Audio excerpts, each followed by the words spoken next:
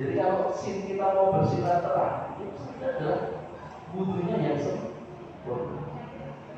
Khawatirnya bagian tubuh yang harusnya terkena air wudu kok tidak terkena air wudu dengan sempurna, itu namanya selamat.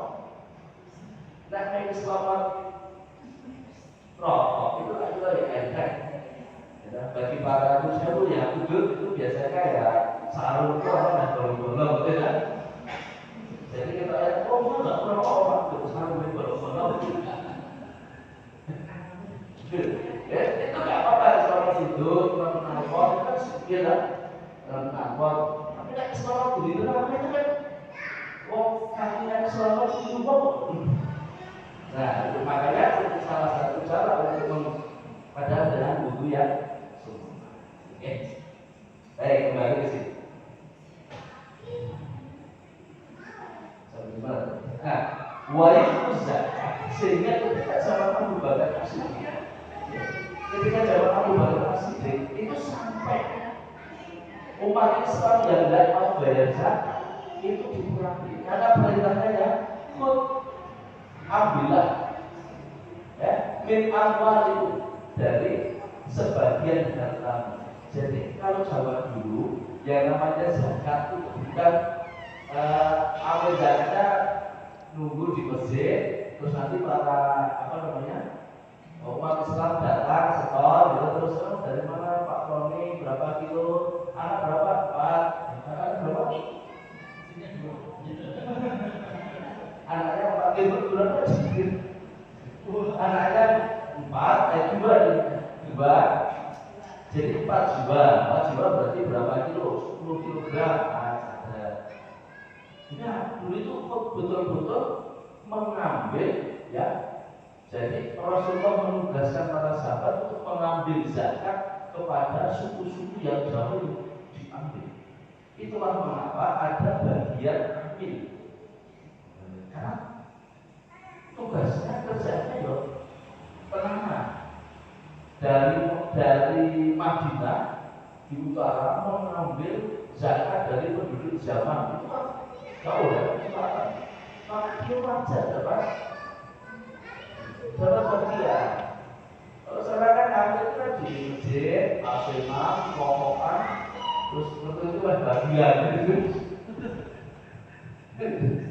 Ya secara status ya, jadi secara pekerjaan kayak gitu. Makanya khud ambillah. Sehingga sebenarnya kalau kita ini sebagai bagian dari jamaah, terus kita belum bayar zakat. Kalau misalnya di sini ada seorang amil mukmin, itu sudah punya hak untuk mengambil zakat kita.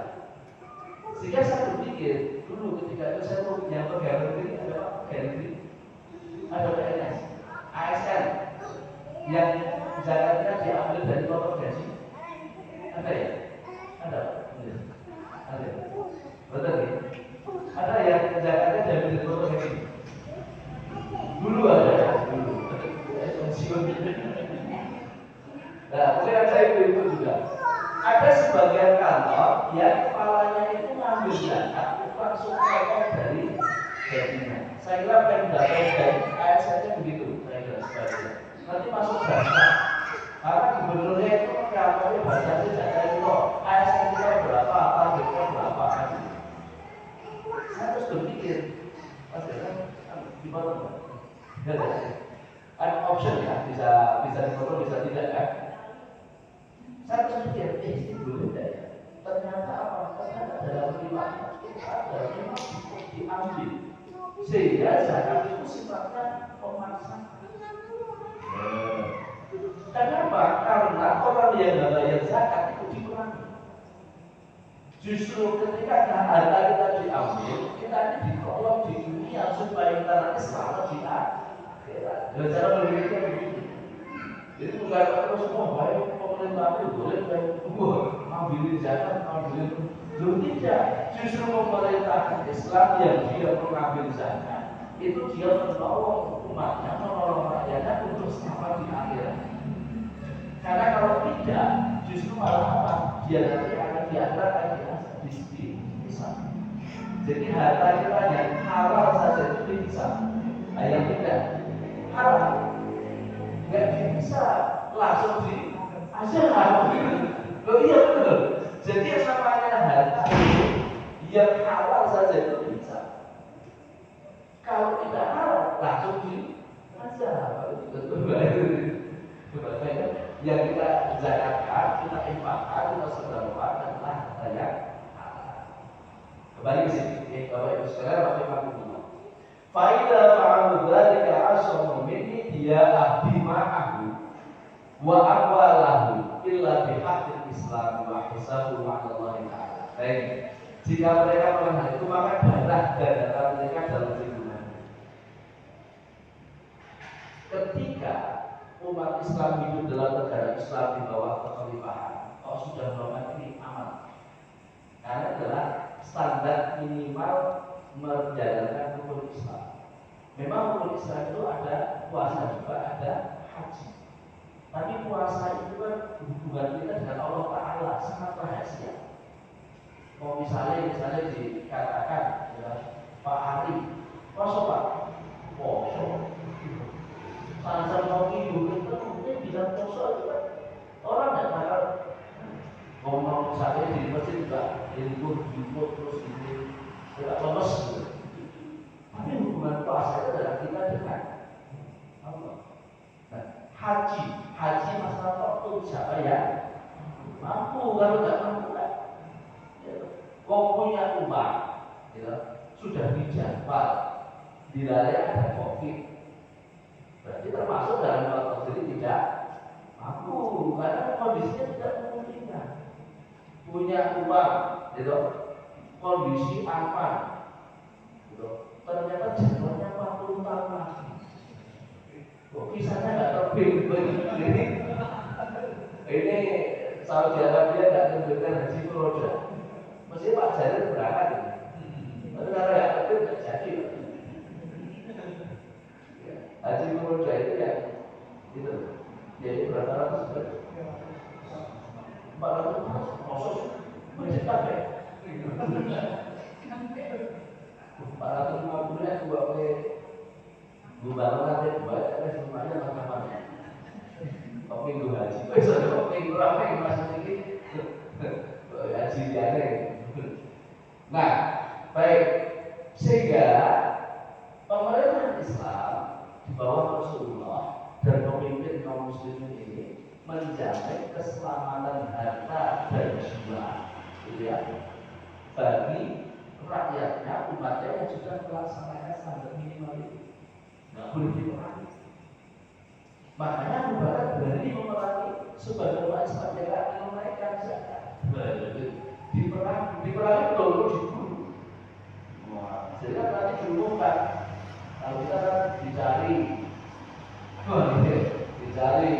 nama Asmadi, kasus tidak bayar zakat. Loh,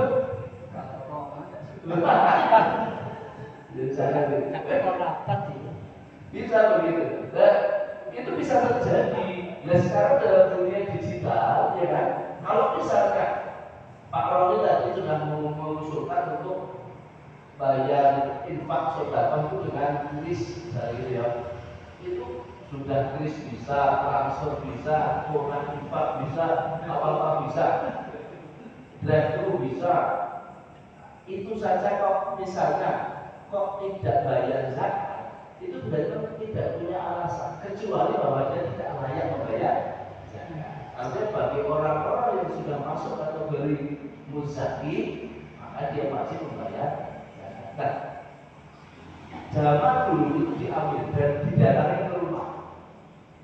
Kan itu. Karena kalau orang zaman dulu hartanya itu kelihatan, hartanya fisik.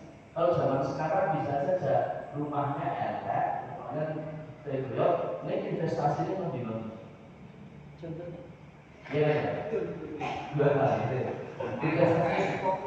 Investasi gimana?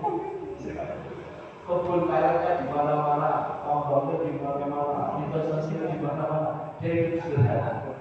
Saya ingat namanya Bapak dulu, ya. Mana-mana pakai sandal jepit, pakai kolor, atau seginilah pakai kolor. nyeker, tapi harganya di mana-mana. Yang punya Facebook itu apa? Mark Zuckerberg itu kan pakai kaosnya, rolek kan, pakai kaos oblong saja kemana-mana, tapi harganya triliunan. Kita kalau ini rapi yang diri berada bawah kan kita lumayan. Artinya apa? Bahwa kalau sekarang orang kaya dan orang tidak kaya itu nggak kelihatan. Zaman itu kelihatan sekali. Dari pakaian saja kelihatan. Maka di dana tidak bisa melihat. Sekarang di dana itu punya sampai punya apa-apa lebih ya. Tapi ini khusus juga. Baik. Bagaimana dengan orang kafir? Nah ini. Maka ini sedikit menulis bersama background. Bagaimana dengan orang kafir? Kalau orang Islam saja, ya, kalau orang Islam saja, ya, diancam jika tidak bayar zakat, bagaimana jika ada orang kafir yang hidup di negara Islam? Nah, ini penting. Misalnya di Indonesia ini adalah negara Islam. Kalau ada orang kafir yang hidup di negara Islam, maka dia berhukumnya juga. Ya. Ada kategori orang kafir yang hidup di negara Islam. Untuk kita ini bukan negara Islam. Jadi ini jangan diprovokasi. Kita kan begini. Di negara Islam itu misalnya di mana? Saudi, jadi itu ya. Saudi kan negara Islam ya. Negara Islam. Bagaimana status orang kafir? Karena orang Islam saja dipaksa bayar zakat. Orang kafir tidak ada zakat. Nah gitu kan. Maka di sana ada namanya jizyah. Jizyah itu adalah pajak yang harus dibayar oleh orang kafir yang tinggal di negara Islam.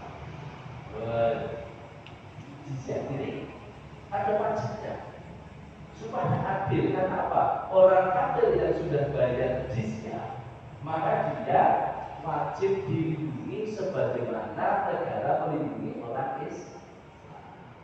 Tidak boleh kita sakiti, tidak boleh kita Allah tidak boleh kita perlakuan tidak adil sama sebagai warga negara ini sama. Ini pentingnya kalau kita membuat kebijakan itu. Sehingga orang kafir tetap merasa aman, merasa hidup di negara Islam tetap aman saja. Dia tidak takut akan diskriminasi karena haknya sama sebagai warga negara, karena sudah bayar pajak namanya jizyah. Ini yang disebut dengan kafir di dunia. Ya. Ada juga orang kafir yang hidup di negara Islam ini berdasarkan perjanjian. Namanya kafir mu'ahad.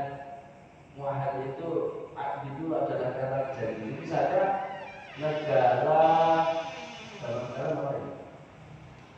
Misalnya dulu Yahudi, Bani Quraidah sama Bani Nadir yang hidup di Madinah, gitu ya.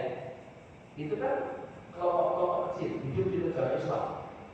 Itu ada perjanjian, tidak saling menyerang, tidak saling menyakiti, tidak saling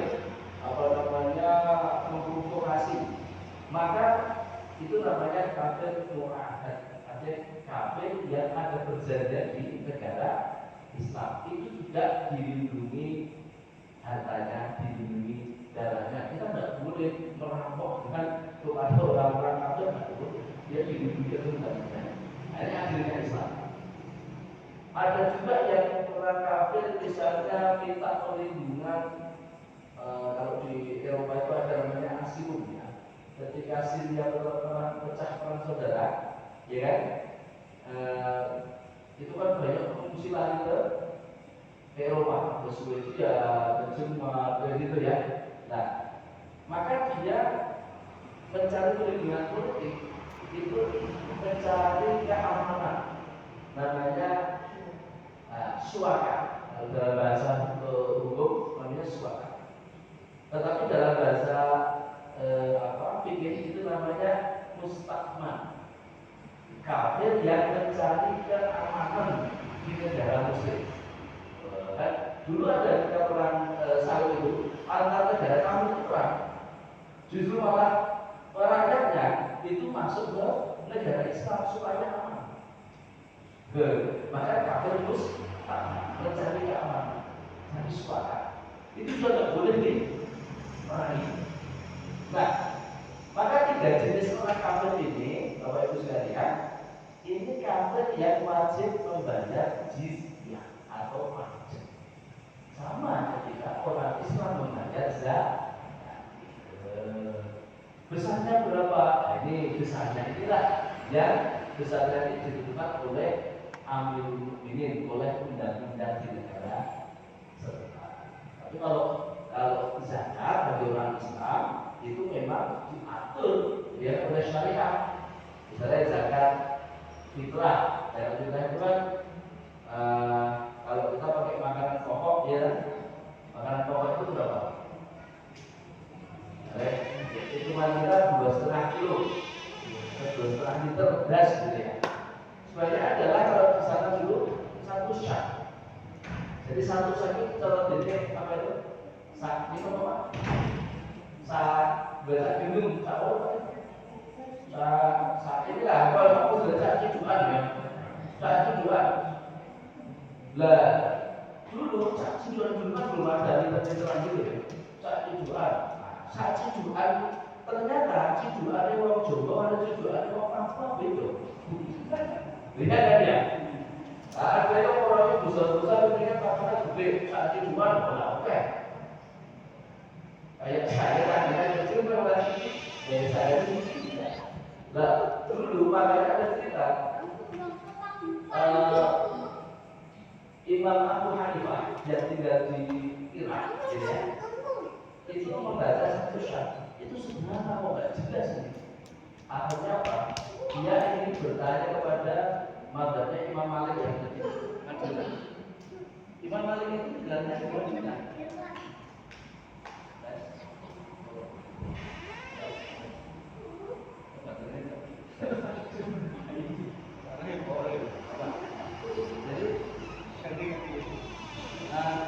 Jadi Imam Malik itu di Madinah, dari lahir sampai meninggal di Madinah. Madinah itu mempunyai warisan kebiasaan Rasulullah, karena Rasulullah itu tinggalnya di Madinah. Maka ketika ada keraguan yang di luar Madinah, kalau ingin mencari informasi, itu dia lurus. Di mana orang Madinah munculnya? Imam Abu Hanifah yang ada di Irak mengutus muridnya, Hasan Asy-Syaibani itu. Diutus kamu datang ke Madinah, satu berapa sih? Oh, akhirnya datang ke Madinah. Coba bayangkan ya, dari Irak sampai Madinah itu kalau perjalanan bisa hampir setengah bulan itu. Perjalanan jalan zaman dulu, bukan zaman sekarang. Sekarang ada pesawat yang buat zaman sekarang. Terima kasih. Nah, maka Imam Abu Hanifah itu memutus, coba kamu datang ke Madinah, apa? Tanya ke Imam Malik 1 syak itu berapa? Betul, datang ke sana, tanya 1 syak. Oh, ternyata 1 syak itu besarnya tidak segini, tapi 2 kali ini, 2 kali ciduan menurut ukuran orang Irak. Sehingga terus akhirnya itu juga pada pokoknya zakat itu kira-kira segini. Terus akhirnya sampai Indonesia diistihadi terus oleh beras 2,5 kilo. Akhirnya gitu. Nah sekarang terus, wah ini berasnya dari beras terus gitu. Ini beras terus 2,5 kilo. Nah beda lagi. Ini beras terus di TT, beras terus di TT. Kan beda lagi nanti. Nah makanya terus akhirnya kita ini terus oh ya wajar namanya beras itu ya beras yang sudah kering ya kan gitu. Jadi itu namanya kalau dalam fikih namanya kebiasaan ya. Ada al-adah al-umam, adat itu jadi hukum di dalam kembali di sini ya. Jadi Bapak Ibu sekalian jamaah rahimahullah, ada 3 jenis orang kafir tadi.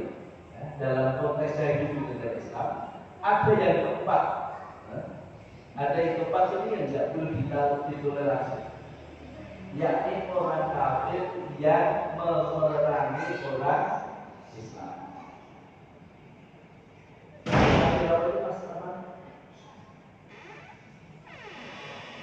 Belani sendiri. Kafir yang memerangi Islam harbi, hak itu perang. Jadi kafir ada jenis orang kafir yang dia membenci orang Islam sampai kepada memerangi Islam. Kalau masalah benci, semua orang kafir itu benci pada orang Islam. Tapi kalau sudah sampai pada tindakan memprovokasi, menjelek-jelekan, terus nanti sampai kepada menyerang, terus buat memberontak, lah itu adalah kafir yang harus diperangi. Makanya konteks di sini adalah ketika ada perintah perangilah orang kafir, itu adalah kafir yang seperti itu. Jangan setiap wah ini orang Islam baik boleh gitu ya, tak boleh begitu. Makanya di sini ada 4 jenis orang kafir yang hidup di negara Islam. Jadi kafir dingin tadi, kafir mustamar, kafir muahad, satu lagi kafir hak. Jadi ini yang kita tidak boleh berbuat. Sehingga kafir, ketika ada negara Islam, kok ada kafir yang dia provokasi, yang dia menyerang, yang dia sampai pada tindakan untuk mengusir Islam, maka ini tidak dibolehkan tinggal di negara Islam. Jadi pembuktinya gimana? Bapak Ibu sekalian rahimahullah. Nah, perlindungan Rasulullah SAW terhadap umatnya dalam hal jiwa dan hartanya, artinya darah dan harta itu berarti jiwanya, itu berarti apa? Kita punya hak dapat perlindungan dari negara dalam negara Islam jika kita sudah melaksanakan kewajiban. Sama ketika yang saya ya, kemarin saya bayar pajak motor di keliling itu, gimana maksudnya di Kapanewon, ada karena sendirian terus sepi loh, petugasnya dia kok apa ya masih membayar pajak itu berpun gitu, mau mesti dinilai jasa, kemudian kok bayar pajak uangnya gitu. Saya juga mikir makanya di luar negeri namanya juga pajak STNK, tapi road tax, pajak jalan. Bayangkan kalau kita pakai jalan itu sudah halus, baru kalau jual sedikit ya, itu kita masuk membayar pajak. Nah, persoalannya kalau kita naik motor yang tidak dipajaki, kira-kira halal nggak pajak itu? Belum, kayak apa? Ini logika. Sehingga apa? Ketika kita hubungannya dengan negara, itu sebenarnya logikanya seperti itu sama. Ketika kita bayar zakat, maka negara wajib melindungi umatnya, melindungi rakyatnya. Ketika kita bayar pajak, maka negara juga wajib melindungi pembayar pajak. Ada negara saya semuanya pembayar pajak. Maka kita sebenarnya jadi warga negara yang baik adalah menjalankan asalnya Islam. Itu adalah bagian dari menjalankan kewajiban sebagai warga negara. Kalau kita memahami secara filosofi, itu juga bagian dari kita menjalankan ajaran Islam.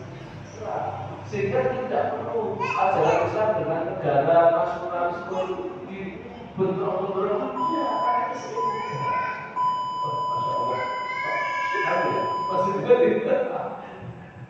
Kita sampai ke sebuah diskusi, Pak Roy, Pak, sebelum mati saya cukup berhenti. Terus Pak sama. Jadi Bapak Ibu sekalian, nanti diskusinya kita lanjutkan habis sisa awal ya. Tapi membawa mungkin satu pertanyaan kalau ada dari Bapak Ibu sekalian yang disampaikan, membawa. Kalau tidak ada, kita lanjut nanti diskusi sate ngobrol sambil ngopi bisa ada. Pokok orang disebab ini penjelasan dari hadis yang ke-8 kita bisa pakai Nawawiyah yakni kehormatan seorang muslim. Insyaallah kita akan lanjutkan pada hadis yang ke-9. Allah wallahu a'lam bishawab.